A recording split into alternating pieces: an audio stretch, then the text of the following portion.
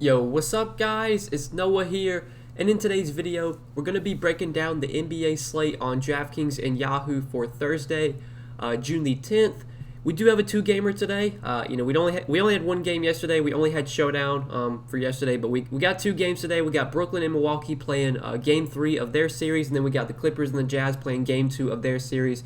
So as always, guys, we're going to go through each of these two games and kind of talk about what stands out to me looking at the slate the night before. Just give you my early thoughts on each team and the guys that I liked from each team. So before we get started with the breakdown, as always, I would appreciate it if you would click the like button down below, click that subscribe button as well, and also hit the notification bell so that way you do get notified every time I upload. You also do get notified every time I live stream. And also, I do want to give a quick shout out to Prize Picks. If you guys missed my video from yesterday, some pretty exciting news to share. I am now sponsored by Prize Picks. We did partner up, and they're going to be sponsoring my channel moving forward. They got some awesome contests you can play over on Prize Picks. If you've never tried out their site, and if you want to give it a shot, you want to see what they have to offer, you can use promo code NOAH when you sign up. If you just look at the bottom of the screen, very bottom of the screen, pretty much my name, NOAH. That gives you a 100% match on your deposit up to $100. So if you deposit $100, they will give you $100 free to play with. You can't withdraw that money, but you can use that money to play on the site to win real money that you can withdraw.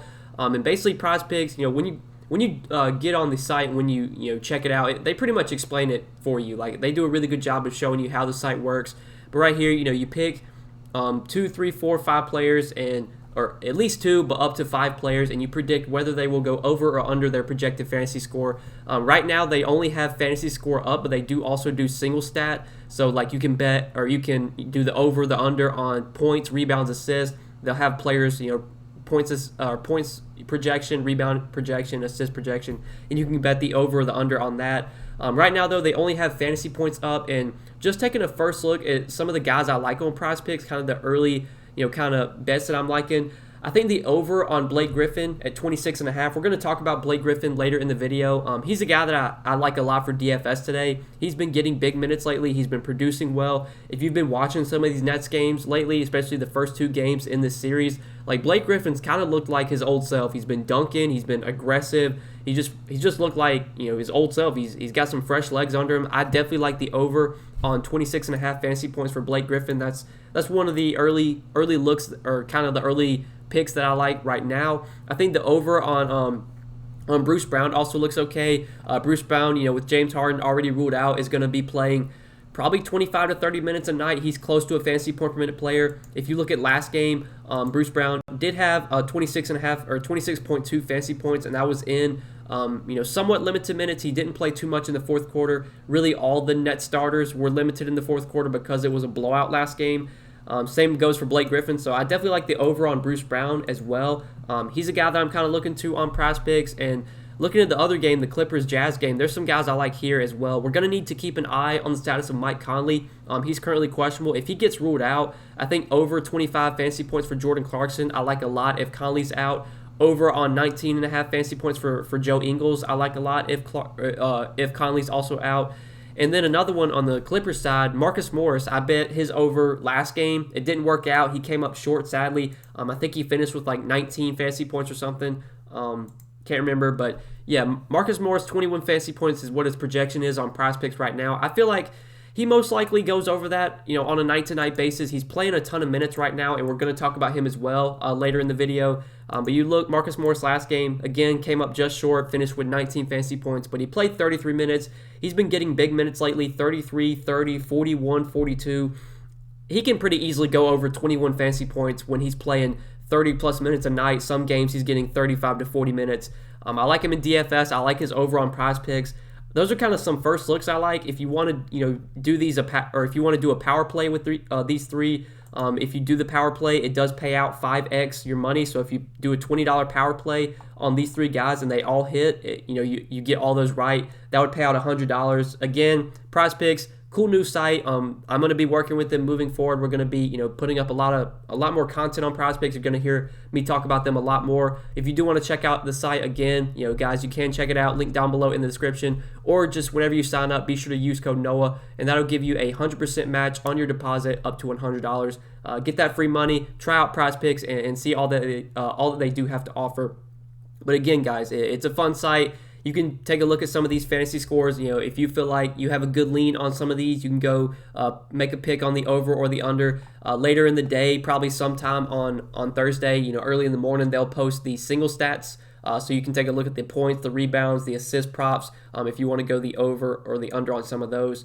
But yeah, give PrizePicks a look. If you haven't tried it out yet, be sure to use code NOAH when you do sign up. That'll give you a little bonus with your first deposit. But let's go ahead and take a look at this little 2-game slate for Thursday.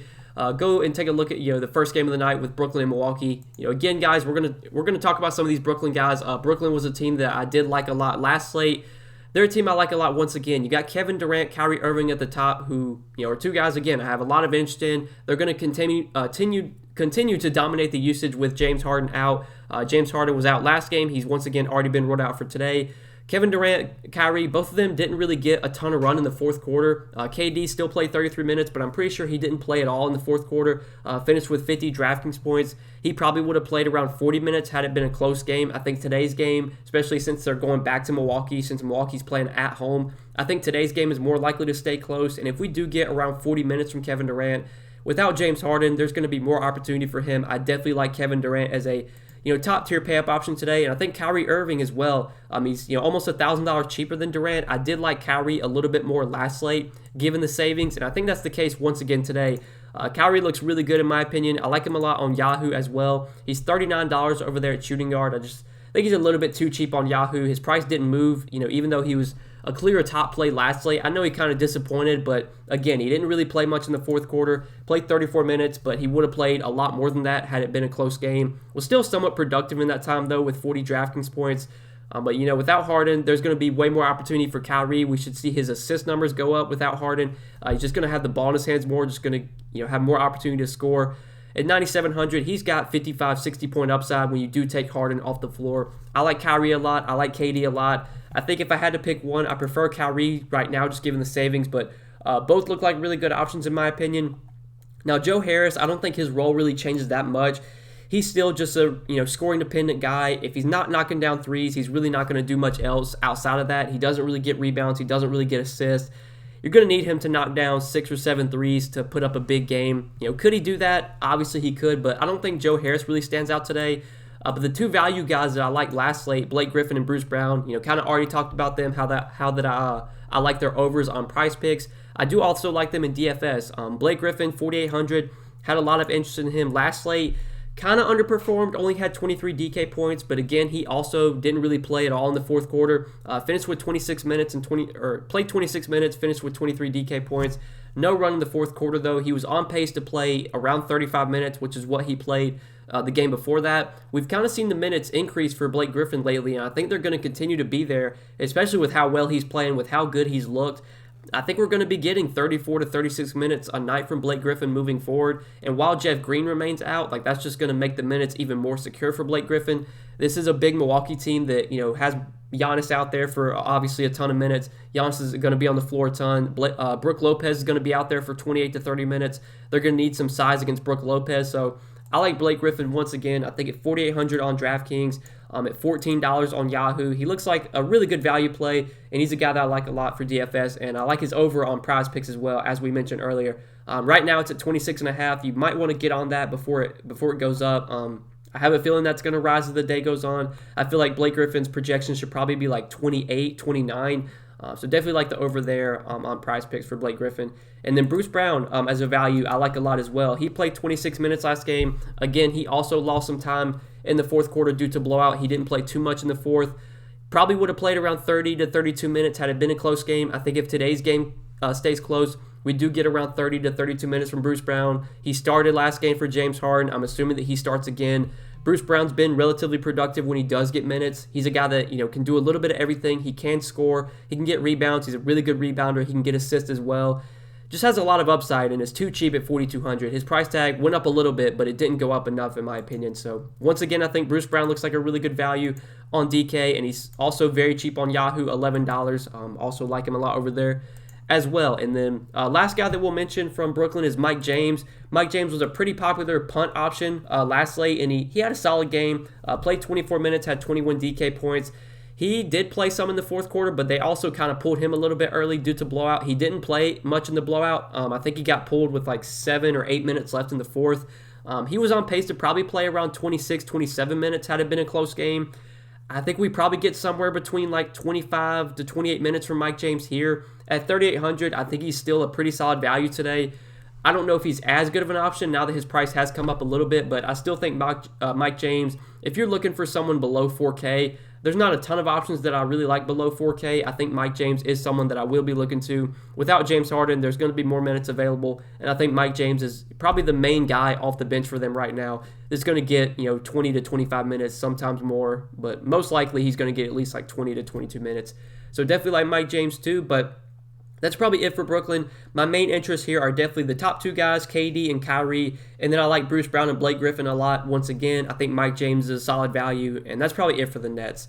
Now on the Milwaukee side, looking at the Bucks here, you got Giannis at the top for 11,100. I played Giannis last slate. It did not go well. Obviously, he did not really play at all in the fourth quarter. He just didn't have that good of a game overall. Milwaukee just went out there and got smoked. They lost by almost 40. Giannis played 31 minutes, only had 39 DK points. I'd be willing to bet that Giannis bounces back here. I'd be willing to bet that tonight's game stays close and we do get 38 to 40 minutes from Giannis. And if that's the case, I mean, he looks like one of the best pay-up options. Maybe with recency bias, you might see him come in a little bit lower owned than he was last slate. I think last slate he was like 55, 60% owned. He might not be as popular today just because he did disappoint last game, but I still do like Giannis a lot here. As long as the game stays close and he plays his normal 38 to 40 minutes, he's very likely going to score 55 to 60 DraftKings points, if not more than that. He's a top stud option if you can fit him in. Definitely like Giannis on the slate. And then you have Middleton and Drew Holiday. Now, Middleton, he's been pretty bad so far through 2 games in this series. Game 1, shot the ball terribly, 26% from the field, 0 for 5 from 3. Last game, he didn't have that good of a shooting game either, 35% from the field, 37% from 3. Has not been that good. I think his ownership will be low because of that. You could definitely go to Middleton on this slate, but I think I would probably rather just get to Drew Holiday. I do slightly prefer Holiday over Middleton. I think both project very similarly, but I do give the slight edge to Holiday just given how much he can do when it comes to peripherals. Chris Middleton's kind of scoring dependent, whereas Holiday can, get assists, he can get rebounds. He's a guy that does have just a lot of upside. He can kind of do a little bit of everything. Gives you, I don't want to say triple-double upside, but can definitely give you points and assists. Like, he can get you a points, assist, double-double. He's done it before. You look at his last 5 games, he does have 2 of his last 5 games with a points, assist, double-double. So that alone, I think, does make Drew Holiday slightly more appealing than Chris Middleton. Again, I think both project very similarly. Maybe Holiday gets a little bit more ownership, but I do like Drew Holiday a lot here. He's been a guy that I've played a good amount so far in the playoffs. He's getting the minutes right now. He's going to play 38 to 40 minutes. He's just a really good player. I mean, this is a guy that can score, he can do a little bit of everything, as I said. I know I'm kind of repeating myself, but I do like Drew Holiday at 7,600. He does feel a little bit too cheap today. I think he probably should be like 8K, maybe 8,200. I like Drew at 7,600. His price tag on Yahoo I think looks really good as well, and especially when you look at the point guard position. No James Harden. He's obviously out. You basically have Drew Holiday, Mike Conley, and Reggie Jackson. And Mike James. So assuming that Mike Conley plays today, your only playable point guards are Drew, Mike Conley, Reggie Jackson, and Mike James. I guess you could play Rondo. I don't feel great about him, but you could go there. But I think, a lot of my point guard exposure on Yahoo is going to go to Drew Holiday at $32. He looks like a clear top option at the point guard position. Definitely like him on both sides.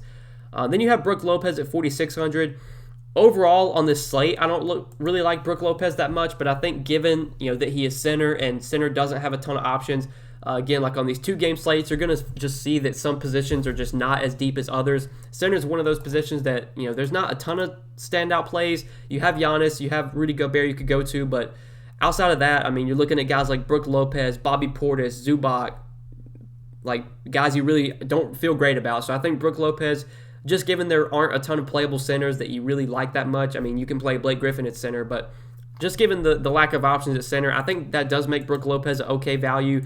He's going to play probably 25 to 30 minutes. He doesn't have a ton of upside, but for 4,600, he can give you a good enough score to pay off this price tag. I do have some interest in him for a value play, but that's probably it for Milwaukee. Like, PJ Tucker started again last game, but he was not productive at all. If you need a punt option, I guess you could go to PJ Tucker, but obviously don't feel great about him. Just a guy that doesn't do much when he's on the floor. We kind of know that already. I think my clear top plays from Milwaukee are definitely, the top three guys, Giannis, Middleton, and Drew. I think my two favorites are for sure Giannis and Drew. And then Brook Lopez, I'm fine with for value. But outside of that, I don't like too much else on the Bucks. So I think we can go ahead and move on to the next game, talk about the Clippers and the Jazz. So on the Clippers side today, you got Kawhi Leonard at the top for 9,600.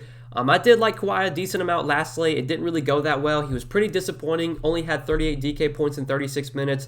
But I'd be willing to bet that the Kawhi bounces back here. Now, the matchup against the Jazz is not great. The Jazz have always been a relatively good defensive team. They've always played at a relatively slow pace.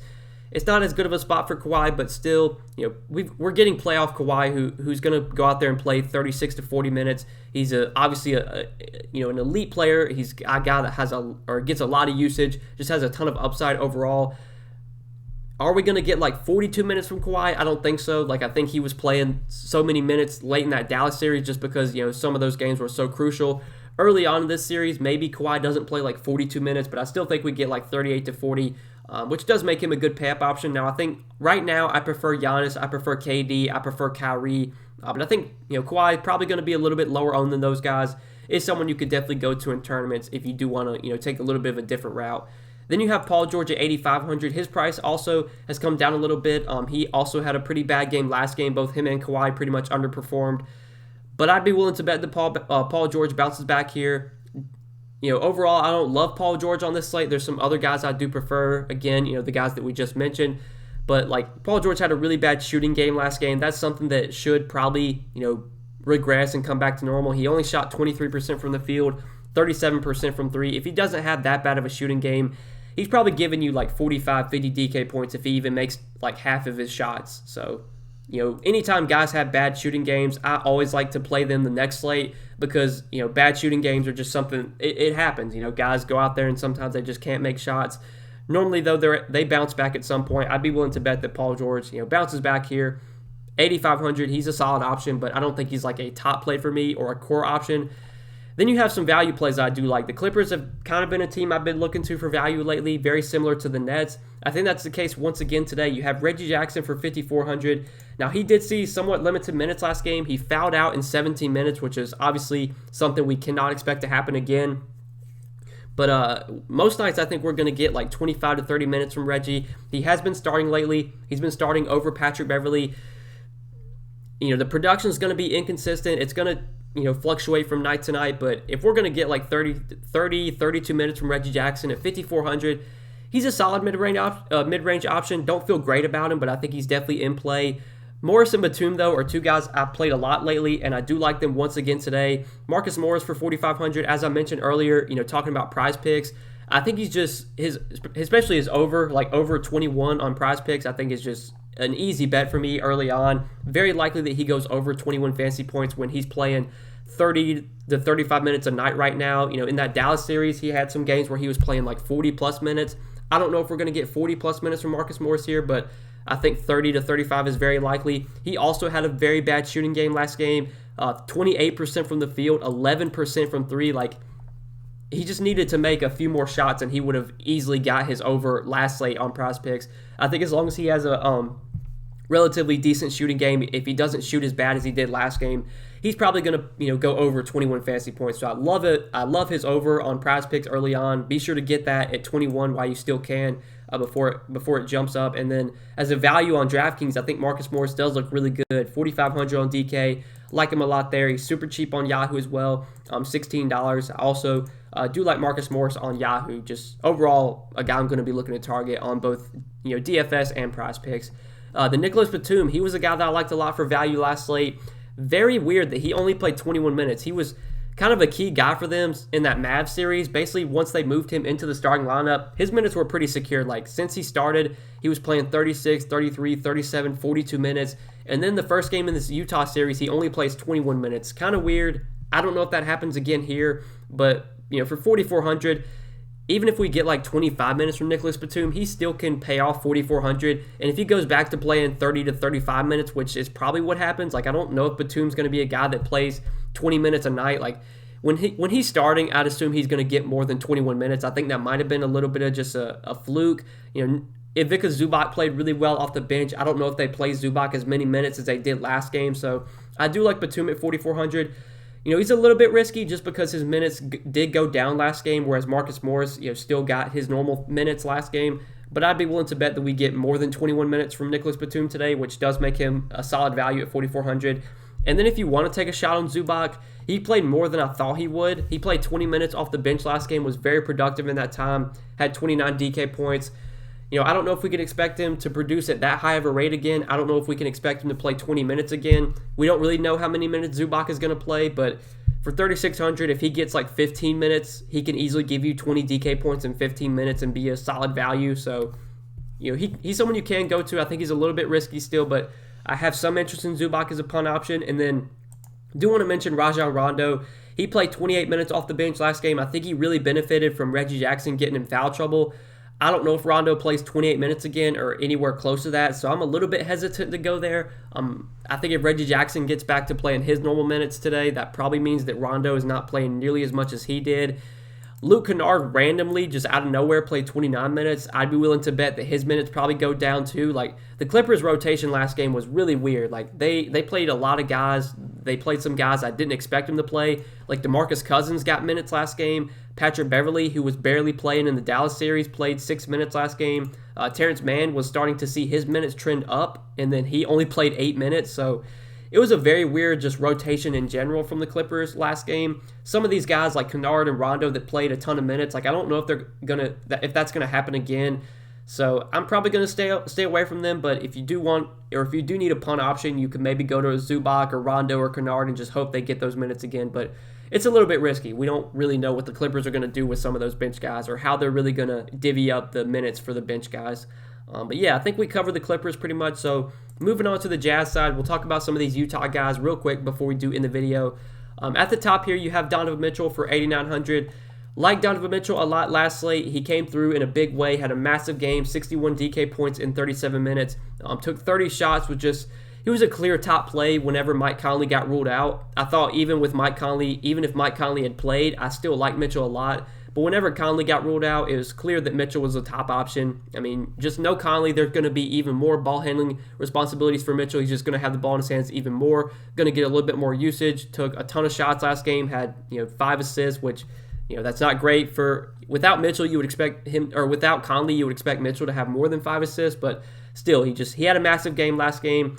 Even if Conley plays, I still think Mitchell's a good option. He got back to playing his normal minutes last game, played 37 minutes. We saw him kind of somewhat limited in that Memphis series, kind of out of the gate. He was seeing his minutes limited because he had just come back from injury, but there's no minutes limit on Mitchell anymore. He's playing 36, 38 minutes a night right now.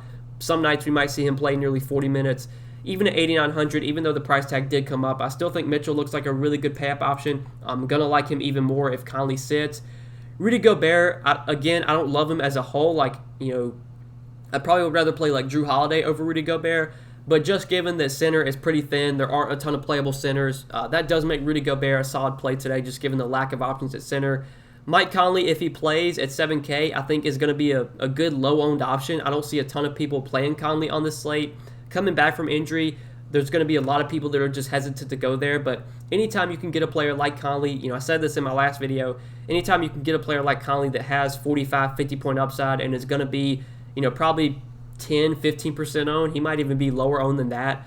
That alone makes Conley viable on a short 2-game slate. I don't feel great about him, but he's going to be low owned if he plays today, so I do have some interest in him in tournaments. If he gets ruled out, though, I think we can go back to the guys that, we looked to last game, Jordan Clarkson, Joe Ingles. Now, neither one had that good of a game. Clarkson, he played 28 minutes off the bench, had 27 DK points. Joe Ingles started as expected and played 32 minutes, only had 22 DK points. I know both guys disappointed, but I'd be willing to go back to both Clarkson and Ingles today if Mike Conley gets ruled out. And I do like their overs on Prize Picks if Conley sits. If we do get that Conley news in the afternoon that he gets ruled out, I would definitely head over to Prize Picks and try and bet the over on Jordan Clarkson's fantasy points, the over on Joe Ingles' fantasy points, especially if they do stay where they are. Like the Joe Ingles 19.5, I mean, I love that. I love the over there if Conley's out. Like that's probably one of my favorite Prize Picks today if Conley sits. So yeah, just keep an eye on that. That Conley news is pretty important. That's the big news that we're kind of watching today. But outside of the guys we've talked about, you have like Bojan you could play at 5,900. Bojan's a super score independent player, but maybe if Conley sits, there'll be a little bit more opportunity for him. I feel better about Clarkson. I feel better about Ingles for cheaper, but I think Bojan's viable. Royce O'Neal, he's going to play big minutes. He doesn't really produce that well when he's on the floor, but he's been at least somewhat productive lately, somewhat consistent. The minutes alone, I think, make Royce O'Neal a decent option at 5,100. I would rather play Joe Ingles, though, I think, between the two, but Royce O'Neal is definitely viable. Maybe if Conley sits, he gets a little bit more appealing, but that really does it for the Jazz. I think we covered pretty much everything on Utah, and I think we covered everything for Thursday's two-game slate. So I hope you guys did enjoy the video. As always, I do appreciate you watching.